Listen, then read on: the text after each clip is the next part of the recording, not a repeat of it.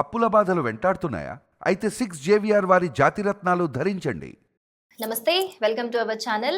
నేను బేసిరి. ప్రస్తుతం మనతో పాటు ఉన్నారు ప్రముఖ ఆధ్యాత్మికవేత్త, సూర్య ఉపాసకులు, అలాగే sun spiritual society founder, vegetable therapist Vikramaditya garu. గురుగారితో మాట్లాడదాం. గురుగారు నమస్కారం. సూర్యోస్మితల్లి.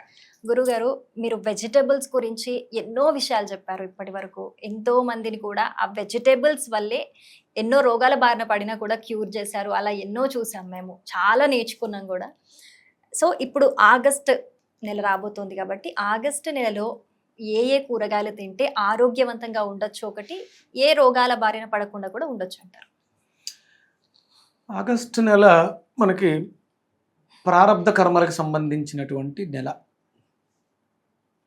ప్రారబ్ధ కర్మలు అంటే ఏంటమ్మా? కర్మ అంటే ఏంటి? కర్మ అంటే చేసిన పాపం ఏదైతే ఉంటుందో అది అనుభవించడం, లేక మంచి చెడు ఏదైనా. కర్మ అంటే పని. పని. మంచి పని చేస్తే మంచి ఫలితం, చెడ్డ పని చేస్తే చెడ్డ ఫలితం. ఇది కర్మల్ని నివారణ చేసుకోవడానికి, కర్మల్ని మంచి సత్కర్మలు చేయడానికి. అందుకని మనకి ఉగాది, యుగ ఆది, చైత్రమాసం, వైశాఖం, జ్యేష్టం, ఆషాఢం, శ్రావణం, ఇక్కడ ఒక్కొక్క మాసానికి ఒక్కొక్క ఆధిపత్యం ఉంటుంది.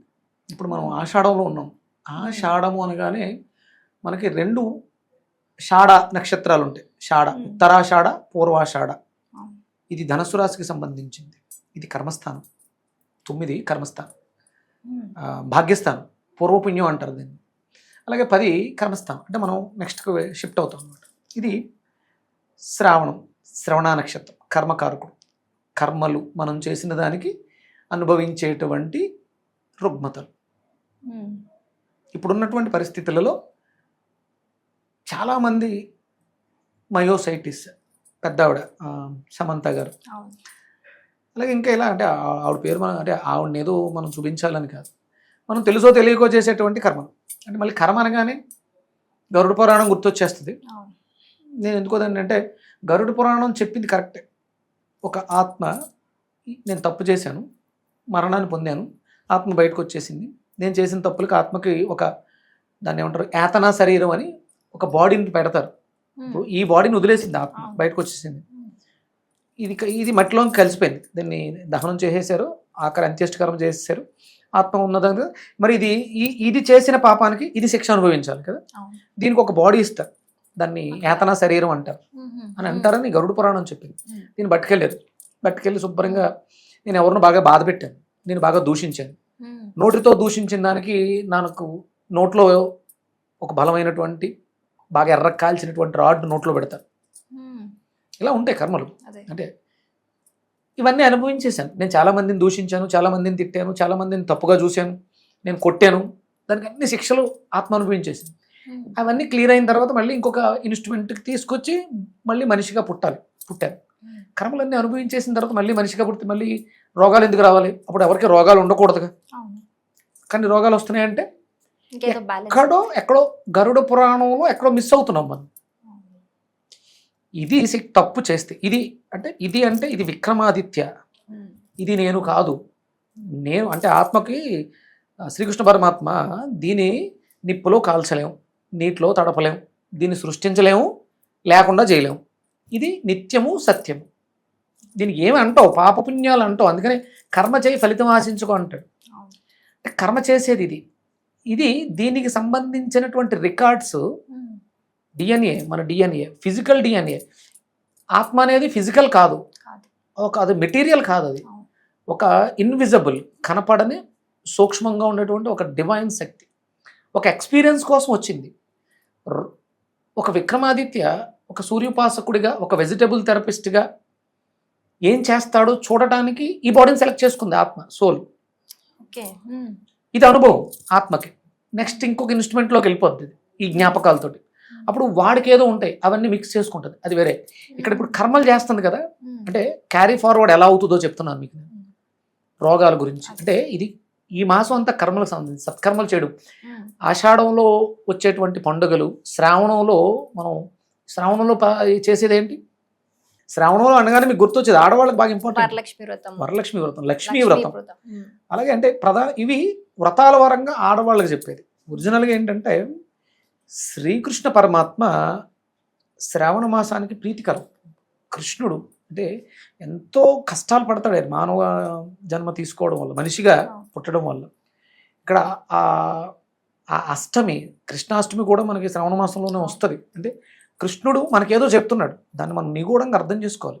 భగవద్గీతను ఏదో మనకి పైకి కనిపించినట్టు చదివేయటం కాదు, దాన్ని డీకోడ్ చేసుకుంటూ వెళ్ళాలి లోపలికి. చెప్పే ప్రతి మాటని అర్ధపాఠం వ్యాకరణం అర్ధపాఠం ఇవి తెలియకే ఏదో పైకి శ్లోకాలుగా అప్పచెప్పేస్తే 700 శ్లోకాలు, 18 అధ్యాయాలు, 700 శ్లోకాలు కంఠస్థ పట్టేసిన పిల్లలు చాలామంది ఉన్నారు. అర్థం తెలియాలి మనకి, ఎంత చేసినా వేస్ట్. ఒక్కటి కరెక్ట్గా వచ్చి దాని అర్థాన్ని పట్టుకున్నా నువ్వు ముక్తి వచ్చేస్తుంది. అదే కర్మ. శ్రీకృష్ణుడు ఏం చెప్పాడు? కర్మ చేయి, ఫలితం ఆశించు, కానీ యుక్తాయుక్త విచక్షణతో చేయన్నాడు. మళ్ళీ కర్మ చేసేటప్పుడు నాకేమీ సంబంధం లేదు, నేను చేస్తున్నాను అంటే, నేను ఒక మర్డర్ చేస్తూ నాకేం సంబంధం లేదంటే కుదరదు. యుక్తాయుక్త విచక్షణ, అవతల వాడికి హాని జరుగుతోంది, యుక్తాయుక్త విచక్షణతో కర్మ సరిగా చెయ్యాలి అంటే నువ్వు తినేది కరెక్ట్గా ఉండాలి. ఒకవేళ నీ జీవితంలో ఏదన్నా జెనెటికల్గా వంశపారంపర్యంగా పెద్దలు వాళ్ళు అంటే ఇంతకు ముందు ఇన్కార్నేషన్లో నువ్వు చేసినటువంటి నీ శరీరం తాలూకు డిఎన్ఏ వాళ్ళ మూలకాలు ఉన్నాయి కదా, తాతదో తండ్రిదో తల్లిదో ఎవరై ఉన్నాయి కదా, అవి నిన్ను ఇబ్బంది పెడుతూ ఉంటాయి.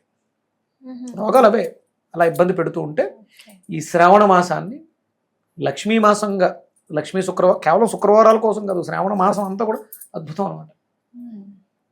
మంచి గుమ్మడికాయని ఆశ్రయించు. నేను చెప్పాలనుకున్నది అంటే ఇది మంచి గుమ్మడికాయ తినడానికి మంచి మాసం.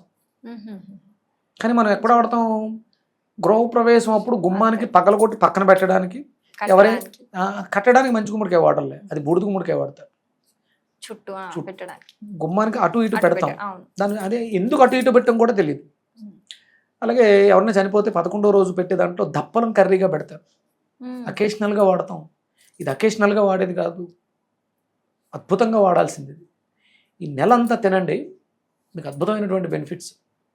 ఇప్పుడు నేను ఫస్ట్లో స్టార్టింగ్లో సమంత గారితో ఎందుకు మాట్లాడానంటే, నేను ఆవిడని ట్రీట్ చేశాను ఈ విషయంలో. స్టార్టింగ్లో మయోసైటిస్ ముందు, అప్పటికి స్టార్టింగ్లో ఉంది. అంటే కొన్ని చెప్పినవి రుచించవు, కొంచెం స్ట్రిక్ట్గా ఉంటుంది. నాన్ వెజ్ తినకూడదు, ఇవన్నీ కర్మలు కదా. ఈ కర్మలు చేయకూడదు. ఈ ప్రతిదీ నువ్వు మర్చిపోవచ్చు, కానీ నీ సెల్ మెమరీ మర్చిపోదు, నీ కణంలో ఉంటుంది జ్ఞాపకం. కర్మ అనేది జ్ఞాపకం అన్నమా. నీకు గుర్తొస్తుంది అంటే నువ్వు పెద్ద పాపం చేసావు. నువ్వేదో వచ్చేమో ఒక్కసి వచ్చావమ్మా, అదృష్టంగా అయిపోయింది. పని కట్టుకుని ఎవరో పడుకుని ఉంటే ఆడు పీకి మీద అడిగేసి తొక్కావు, ఆడు ప్రాణం పోయింది. అది నీకు చాలా రోజులు గుర్తుంటుంది. అంటే పెద్ద పాపం అది. పాపం అంటే జ్ఞాపకం, అది గుర్తున్నంత వరకు నువ్వు మర్చిపోదామని ప్రయత్నం చేయి. నేను నన్ను చంపేసా మర్చిపోదాం అనుకున్నాను, నేను నన్ను చంపేసా మర్చిపోదు, అస్సలు ఇంపాసిబుల్ అన్నమాట. అది కర్మ, అది కట్టి కుడిపేస్తుంది. అంటే అలాంటి మెంటాలిటీని మార్చేస్తుంది. నువ్వు పాపం చేస్తే పోదు, ఈ గుమ్మడికాయ తాగేస్తే పాపం పోదు, పాపం చెయ్యని స్థితికి నిన్ను తీసుకెళ్తుంది. నువ్వు చేసిన తప్పుకి ఎలాగ శిక్ష అనుభవించాలి, నిన్న గతం. భవిష్యత్తులో నీతో మంచి కార్యాలు చేయించే స్థితికి తీసుకెళ్తుంది మంచి గుమ్మడికాయ. శ్రావణ మాసం అంతా తినాల్సింది మంచి గుమ్మడికాయ. ఇప్పుడు అందరికీ పిల్లలు, వయసులో ఉన్నటువంటి పిల్లలకి హార్ట్ అటాక్స్ వస్తున్నాయి. ఎందుకు అంటే సంకోచ వ్యాకోచాలు, శరీరంలో అవయవాలు కోల్పోతున్నాయి. లివర్ కానీ, లంగ్స్ కానీ, హార్ట్ కానీ, మన హ్యాండ్ ఇప్పుడు ఇలా వచ్చి బిగుసుకుపోయింది, దీని వాతం అంటాం, తెరుచుకోవట్లే, ఇలా తెరుచుకుంది, ముడుచుకోవట్లే, ఫింగర్స్ స్టిఫ్ అయిపోయినాయి. ఆ మూమెంట్, ఆ యాక్షన్, అది మంచి గుమ్మడికాయ ఇస్తుంది.